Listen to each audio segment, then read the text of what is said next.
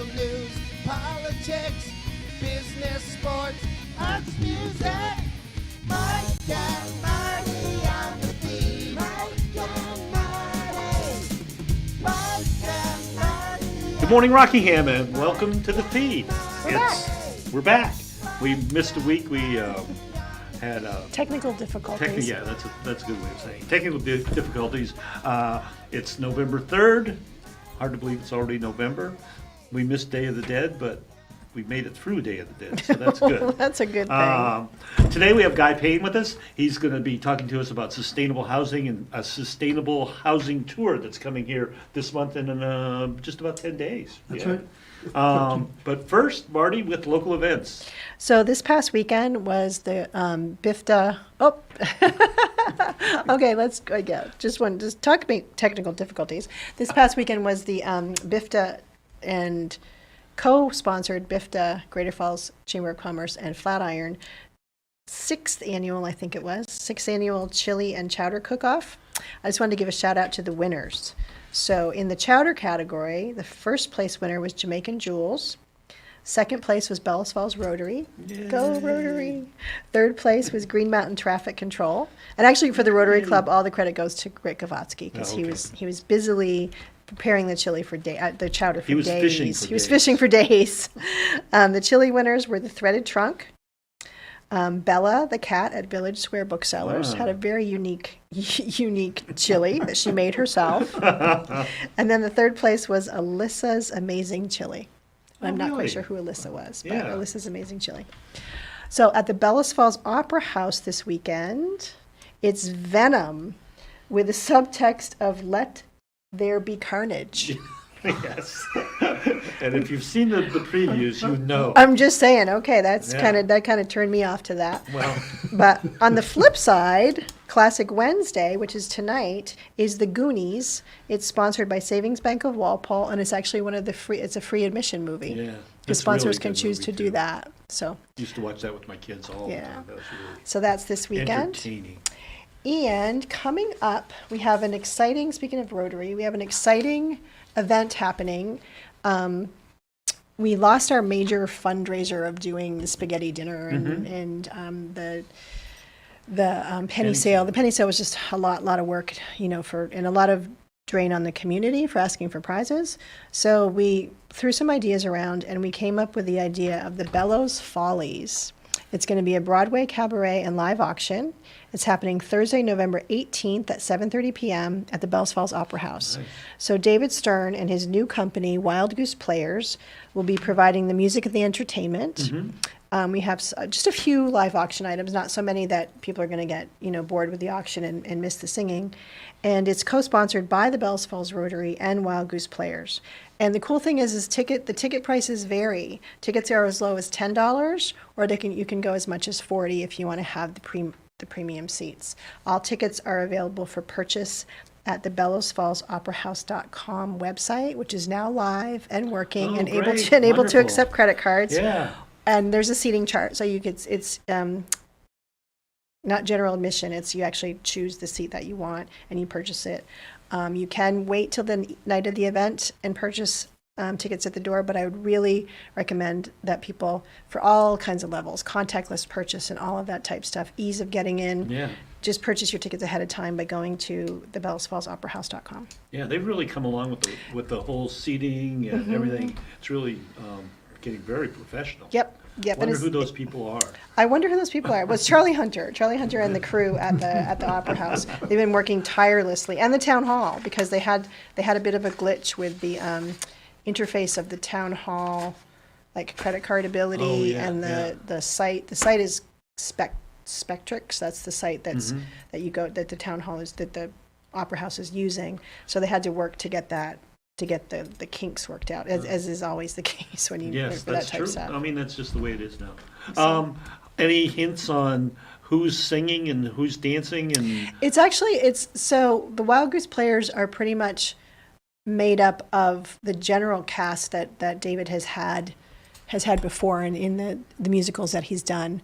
So you'll see a lot of familiar faces doing and some amazing voices. Oh, great. So it should be a fun night. We're hoping that it will evolve into regular thing. regular like yearly this time of event, year yeah. Before Thanksgiving, because it is a Yeah. nice time to go to a show It and is. see things. How about the auction items? Is it going to be like huge things like a car? or Well, is it no, gonna be there's like a couple of dinner tickets or gift the certificates? two auction items that I know of are a weekend getaway on the Cape, Whoa! and I believe it's also a weekend getaway at a condo in Lake Tahoe. Holy I think. cow! I think. Those are Don't big. quote me on these because I obviously hadn't Yeah. done my homework for Mike's questions this morning, Okay. but I believe those are the two. Just bigger so it's not auction like a items. weekend on Miners Pond. I or- think it's a weekend at Brockway's Mills at the Smith That House. would be I'm pretty nice. sure that's exactly what that was the top build thing was. Lake Tahoe. That's amazing. Yeah. Good prize. So I think, but Yeah. yeah, you probably shouldn't quote me on that because All I right. wouldn't want to disappoint We won't. anybody. But I'll try to find out. I'll find out Yeah. for next week for sure. That's good. That'll be Well, task. Guy, thank you for coming. Thanks for inviting me back again. I know this is probably we were trying to figure out how long we've Yeah, been doing this is this, and like you've the- come every year to promote. Right around this time. Just, actually, it's been earlier. Oh. Because they were tours that we did in which people physically went to the homes. Okay. Remember back in the day when we could do that? Yeah, I know. People years don't want ago? us to do that anymore. You know?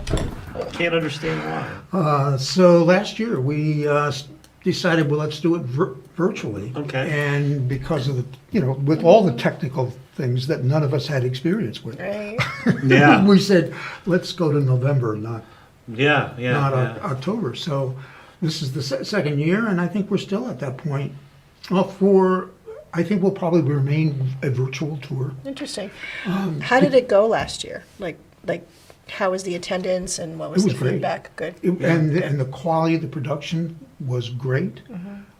People had questions, and the nice thing was it was such that we had a house over in Manchester. We didn't have to worry about the weather. Right. We didn't have to worry about people saying, "You mean I got to clean my house up to have folks come through?" So we probably doubled the number of people that actually attended Oh, Wow. great. Neat. in the past. And when you have people coming through, we saw there was almost a maximum of maybe 50 that Yeah. could come Like in a- through at a time and spend time with a contractor. Here, it was an ongoing tour. And then they could go onto our website and And see get the even tour more, and see yeah. the tour again. So Oh, it- nice. So Yeah. so it will be on our website till next year. So Yeah. kind of the silver lining Yeah. in the It really in the, was. in Yeah. the bad thing that COVID was, it created a better platform for you all. It really did. But it created one of the biggest challenges, and you probably did it with when you were doing your filming, is that there was the level of detail that's required. Builders were up to their eyeballs in work, and I got to do this. Yeah. Yeah. Well, let Exactly. me just make a video. It's not. Just It doesn't no one. work. Not many people understand that. How hard can that be? That's right. Yeah, it's a couple Then you get minutes. the and and the facial expressions.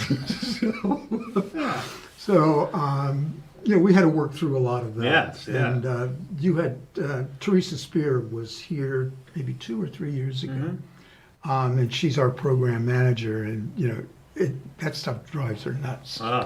'Cause she's, But we do have to step back, just Yes. because we have to find out Who is this? Who are you? Who are What you is talking this? to? Because we're talking about the Sustainable Energy Outreach Network called SEON, Yep. which most people know what it is, but I was. Oh, I had to look it up It's, again it's this a year. tongue twister. It's a tongue twister. It just doesn't Yes. roll off. It does not roll off your And I tongue. still do it now and then. So what is SEON?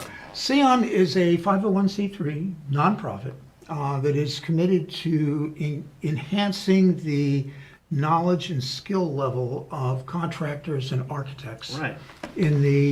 to move into what we would call high performance buildings. Those are buildings that, one, naturally are committed to energy efficiency. But if you don't give equal intensity to water and vapor management, you have problems.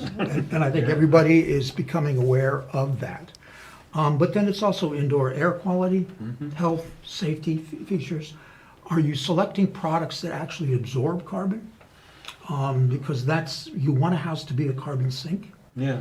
And the whole issue of embodied energy, how much energy is being put into a product before it's for sale. So it's So those are the sort of the main categories of what we call high-performance homes. Now, not all homes are going to go there. You know, Right. we talk about cost and all, and so sometimes we use the phrase "a pretty good house." Yeah. You know? Well, and Yeah. for many people, that's sort of where they are. yeah. The compromise is how you make progress, though, right? You can't. It's Sure. sort of like we used to be different too. You know. Yeah. So it's the incremental changes. Yeah. And so a pretty good house gets to be maybe a better house, and then That's right. yeah. Yeah, but still keeping their eye on what are some of those criteria. And then the other is how do we engage the community to be as fossil-free as possible. So this tour that we have, which will be virtual on November 13th, Okay. really combines both. We're featuring the builders who have made this kind of commitment, whether it's a new house, an addition, or what we call a deep energy retrofit. But for many people, it means you're going down to the actual studs. Wow. Yeah. I mean, it's just not blowing in insulation. But you can blow in the insulation. But when we use the phrase deep energy retrofit, you're going right down to the sheathing. Wow. And so it's featuring those builders. And the real challenge in Vermont, and probably in most of the northern states, there's a branch of physics now called building science, Oh. which is, you're talking physics, so we're talking about a new level of learning for a lot of the contractors. But in a most fundamental way, how does air, heat, and moisture move through a building? Wow. And far too many contractors do not know this. Oh yeah. And so what our commitment was when we formed after Hurricane Irene was to make sure that as many contractors, architects, learned this stuff ahead of time. Peter Yost, who's a key consultant that we use, oftentimes will make presentations to architectural firms or universities, and they say, well, we don't really teach that because you'll learn it on the job. There's the chicken and egg problem That's there. Yes. that's right, and so far, Yeah. I don't want to label architects with that, but you want to make sure that they are using the most best practices as it pertains to building science. But it's really the challenge of getting your carpenters, your designers, all on board Right. with the building science. Because it is, and I don't want to say categorize carpenters either, but it tends to be one of those things you do because your dad was a carpenter, That's right. and you knew a carpenter and you liked being a carpenter, and so it's not necessarily a science. People, I don't think people think of it as a science-oriented field, but Yeah. it really has to be. It is now, Yeah. because you're employing thermodynamics, you're employing physics. I mean, not thermodynamics that I studied at one point in time, but it's still those dynamics that are Yeah. in place in a house all the time. So to go back a little bit to one of the first things you said, and see if I interpreted this correctly, I think when people were talking about energy efficient houses at one point, it was make them as tight as possible. Right.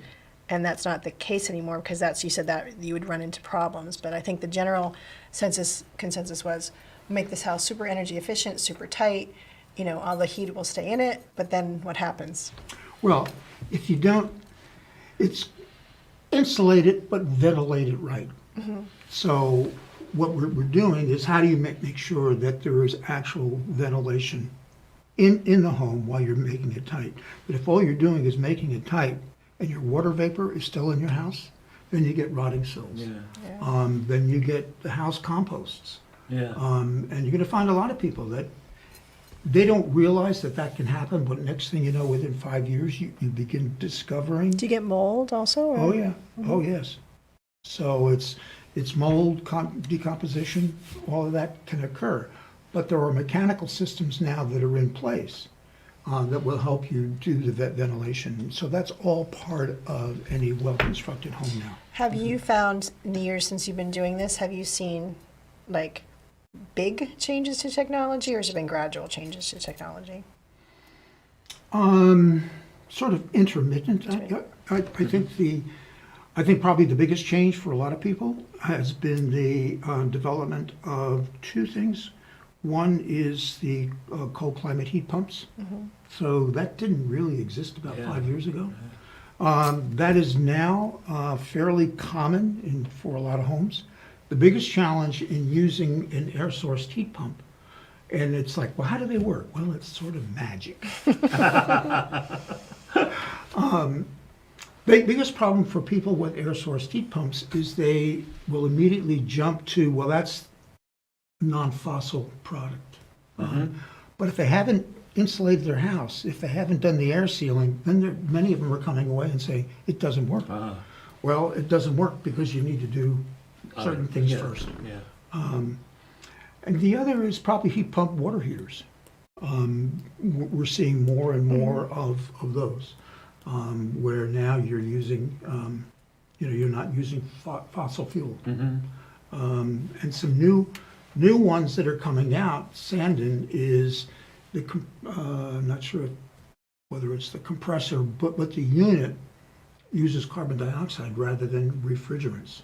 Oh, interesting. Yeah, so one of the concerns with the heat pump water heaters is if you have it in the basement, it will use a lot of your cold air in turning it into a heating system, but then it makes the basement colder. So now with the Sandon product, it's a CO2 refrigerant, or not a refrigerant, it's a CO2 gas, but that can be outside. Oh, interesting. So, so if you're asking that, and I suppose you can also begin throwing in now the amount of solar that is going on. I remember on our first website, we had Harlow's solar. Like that was the big deal. Yeah, right. And now they're everywhere. And now, and now, I mean, the wonderful thing about Rockingham, the state identifies a sheer amount of solar arrays that are needed by 2050. We're almost, and then it's like, how much do you have by 25, by 30, and then maybe jumps to 50. We're about 80% there. Wow, that's good to know. Yeah. Because of some of the solar arrays that are out on 103, one that will be going up in back of the old state police. The old state police. The town still thinks, well, we're really going to use that property industrially at some point. To produce solar energy. That's anyway. So I think. But tell us about. And let me just sort of jump to one thing, because I know Laurel will cream me if I don't say this. I think one of the other bigger things that is coming is the realization that regenerative agriculture is going to play in the global warming. And so that whole piece in terms of earth-based, that vegetation, in terms of the way in which we live our lives, that's going to be a whole new dimension that. So can you explain for the novice a little bit more what regenerative agriculture? Mainly, it's the ways in which we farm or even use our vegetable gardens, because it is the quality of the soil and the plants that are absorbing the carbon that holds it for years. You've seen cornfields that get cut down and remain brown all wintertime. Well, you're losing all that carbon. Now, if you begin crossing the river down in Westminster, you may begin seeing that field covered with grass now, or buckwheat or whatever they're using. Yeah, okay, that makes sense. So it's really looking at the quality of the soil, how it's being used in terms of crop rotation or livestock rotation. David Major, I don't know how long he keeps his sheep in one section and then moves to another, and the quality of yield of that soil now is tremendous. Has increased. So that's a whole new way of living now that is, in many respects, people are seeing as absolutely essential to the climate change And yet we didn't hear that in Glasgow. No. Well, I think it's also, I mean, not just climate change, but, I mean, we've definitely seen from COVID, you know, shortages in sourcing things like food Yeah. and stuff like that. So to be most sustainable, I know this is a big push Laurel has, sustainability. People having their own gardens, even just having their own gardens and growing their own vegetables and going back to canning those vegetables or freezing vegetables so that you don't rely on the food chain and the trucking and you know, industry as much. Absolutely, yep. So And speaking of, you may recall, we were running out of canning lids last year. we were, yeah, you couldn't get them. We couldn't get them. Yeah, I had them all. I was doing all the canning. Right for your potlucks. that you Right before did. my potluck, and then I was baking too, so, you know, all those things. Inside joke, Marty does not like to really do that type stuff, but anyway. So speaking of Laurel, tell us about her house. Yeah. Well, can we sort of back it up a little bit? Yeah, I'm not sure if we really talked about The tour yet. Yeah. That's what Tour. You came on to talk about the tour. And so I 5 think we need minutes. to, that's a good place to, we talk Yeah, about 'cause the we tour got and we can get 5 the- minutes left. All right, all right. Okay. On November 13th, SEON is putting on our 6th virtual, now sustainable home tour. And you can register for that by what's right on the screen now, seon.info/home tour. And what it is a virtual tour this year of 3 homes. Really unique homes in that one is a hempcrete, Wow, neat. where they're using hemp and lime above the ground as their main source of the foundation. Not the foundation, but But the the walls. structural wall. Right. Yeah. So that's a whole hempcrete. That is hempcrete, and again, hemp being carbon absorbing, and then they use the lime. So you'll learn about this hempcrete house that's based in Goshen, Massachusetts. Oh. There's another home called the Cliff House. Is a small home that they were going to renovate a garage, and it just didn't fit the design. So it's for a single mom and her 3 kids, and it's a simple, elegant, right in the not in the heart, but right in Norwich. So again, keeping it local. And then we have Laurel Green and Steve Crofter's home right on Brown Street in Bellows Falls. And it was really a rundown house. Water came off the roof, went through cracks in the foundation, left a delta of mud in the basement. Oh. There was no functional Yeah. heating system, broken windows, no way of managing the moisture. But for Laurel and Steve, there was southern exposure to the house. So that meant, or southern and western, to the house, and that was enough for Laurel because she knew how she could maximize her garden use. She was, a farmer, but before. And it was in town, and wanted to make sure that their lifestyle was such that they could ride the rails, walk downtown, and yes, they do have an electric car, but they minimize the amount of travel that they do. So they purchased this home. They lived outside of the home for, I don't know, a year and a half to 2 years, in an apartment. And Steve and Laurel were the general contractors. And the transformation that they're slowly bringing to this home is tremendous. They first had to focus on the basement. The whole foundation was redone. They eliminated the basement windows and then put water-resistant barriers on the ground floor, and then closed foamed up part of the wall, because in older homes, as much as we would not want to use foam, there's really no other product. So they foamed, I don't know how many feet up. And you'll see pictures of this if you go Yeah. in. And then they also put in the basement, a heat pump water heater, as well as a ventilation system. And they did a lot of the ductwork. Wow. Yeah. I'll have to see this online. Yeah, I mean, it's really extraordinary. And then you begin seeing, they put in what's known as an underground roof, which is you dig down a certain, I don't know, 10 inches or so, and then you have a fabric that you first attach to the house and then slowly lead it away from, Oh, so the water so goes to away the from building, the so the house. water comes off the roof and then flows away from Away. the house. Yeah. And most homes do not have Of that. course not. No. Yeah. Interesting. But you can hand dig that yourself. You don't Yeah. need a backhoe to go in and do that. Yeah. So they put in an underground roof, and remember that 5-inch torrential rainfall we had this summer? Their basement was dry. Nice. Wow. Nice. So, A story of success. So I think we're probably almost out of time, would be my guesstimate. Yes, that's a big yes from Colin's Colin. shaking his head So- vigorously up and down. All right. So, Guy, thank you again. you. You're welcome. The time flies when you come on here. does. You're such a great guest. Thank you.